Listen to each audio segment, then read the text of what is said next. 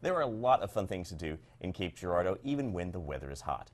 I'm joined now by Stacy Lane from the Cape Girardeau Convention and Visitors Bureau. Stacy, thank you so much for coming by to talk with us today. Thanks for having me.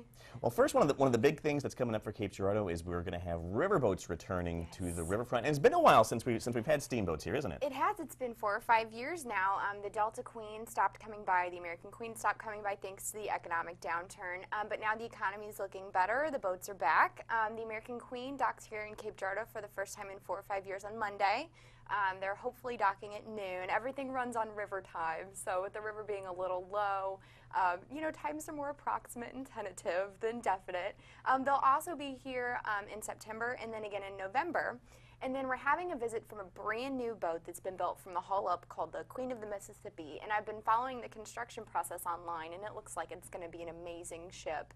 Their capacity is a little smaller than the American Queen. The American Queen can hold 436 passengers.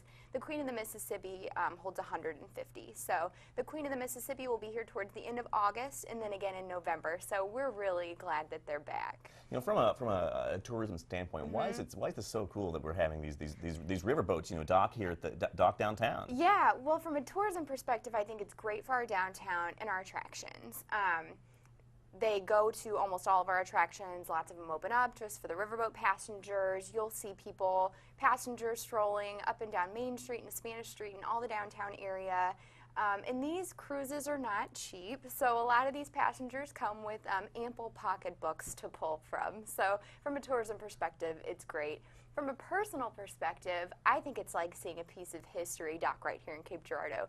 To me, it makes it feel like an active, thriving river town all over again. So I think for locals, it's a great thing to come down and watch the docking because it's really a unique experience. Well, let's talk a little bit about agritourism. This is something else that's really been growing in the region. What are some of the agritourism attractions, you know, here in Cape Girardeau and nearby?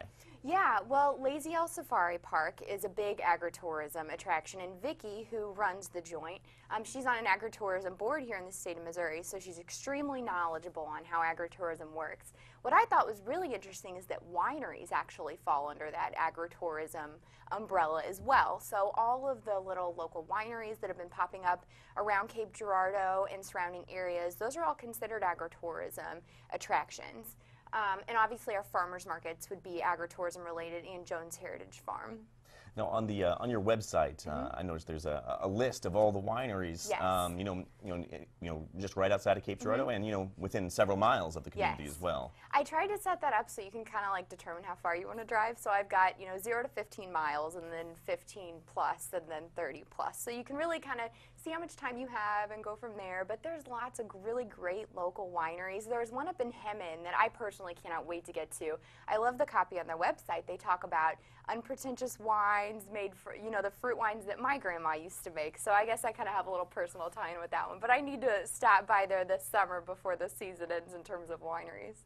Now, there's a lot of different attractions here in Cape Girardeau, and some of them might be a little bit under the radar, even for folks that live here. Yeah. What are some some good and oftentimes free attractions for people to go check out?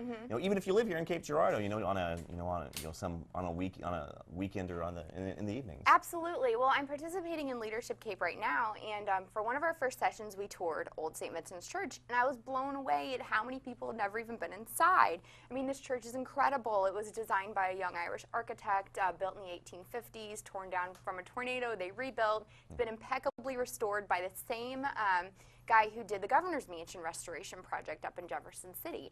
It's incredible, and it's only $3 for a tour of it. So Old St. Vincent's is amazing. The Red House is wonderful. They're open on Saturdays, and they've got historically accurate gardens that you can wander around outside at any time, and I love those.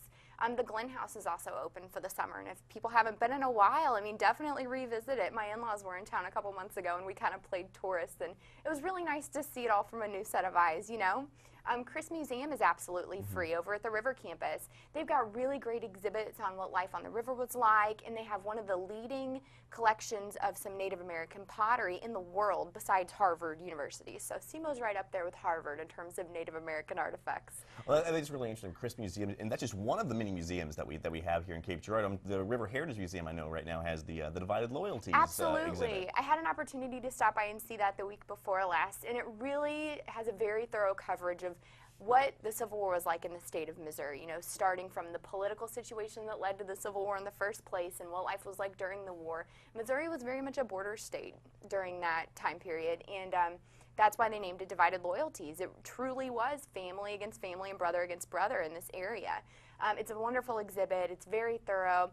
Also, the houses who help a lot with Fort D have set up a great exhibit on what the Civil War was like, particularly here in Cape Girardeau, with some great period clothing.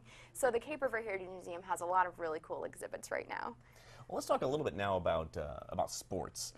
We have several new sports facilities here in town. What's the economic impact of having a thriving sports scene in a community like this? Absolutely. Cape Girardeau is great with leisure sports. Our director of sales, Dana Savarino, her job is to go out and bring people into Cape, and a big part of that is bringing in these big sports tournaments.